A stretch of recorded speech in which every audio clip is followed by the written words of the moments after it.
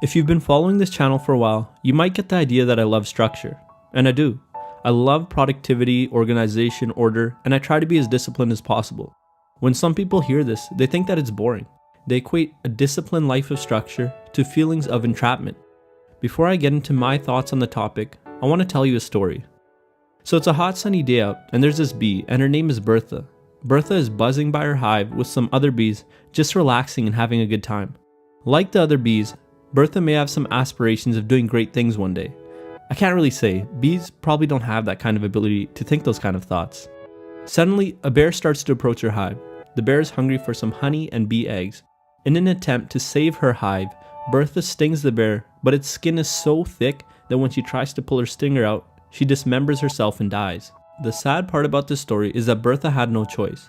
Through years of evolutionary wiring, she has evolved to sting threats. It's a biological reaction to a dangerous situation. She has no idea that her stinger will get stuck and that she'll die. If she had known she would have died, she might have flew away and saved her own life. Bees are prisoners to their own biology.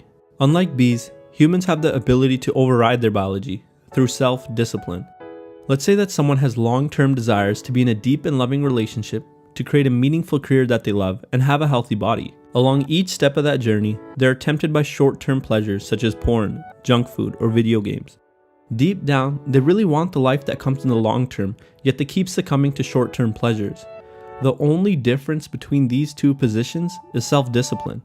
We're lucky that as humans, we have the ability to practice self-discipline. It gives us the freedom to achieve what we truly want in life and allows us to break free of the biological or societal cages around us, and I think that's a pretty amazing and powerful thought. But it's not so simple. Companies are aware of our natural biological reactions and use this against us by using supernormal stimuli. An example of supernormal stimuli is junk food. Our ancestors were wired to seek out and enjoy fat and salty food because it was so rare at the time.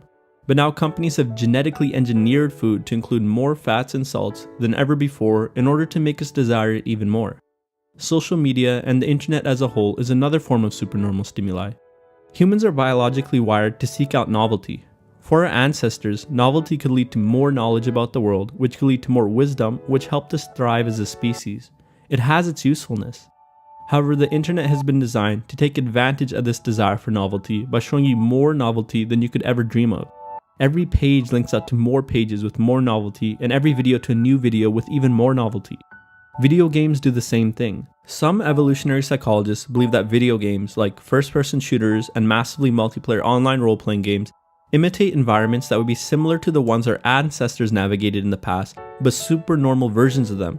Yet we can get greater feelings of accomplishment in video games with a lot less work. The advent of constant achievements showing up on the screen in video games is good evidence that companies are aware it will motivate players to keep playing. So not only are we sabotaged by our own biologies, but we're being targeted by corporations seeking to take advantage of us and make a profit.